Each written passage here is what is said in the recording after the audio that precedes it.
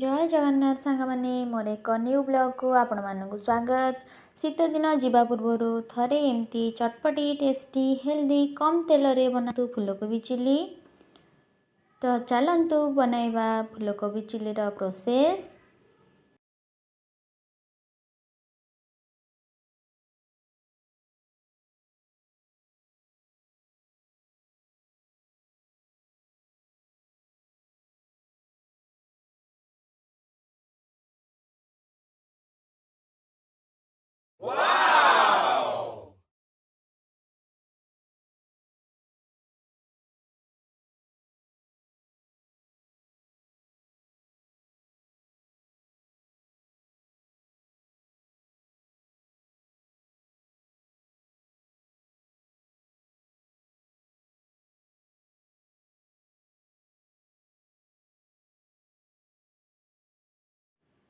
पियाज कैप्सिकम भजा सरी बर्तमान आमर मसला रेडी होगला।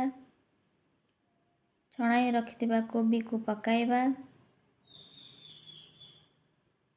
आमर रेडी होगला कोबी चिली। पूरी पराठा सहित खाइबा सुपर टेस्टी।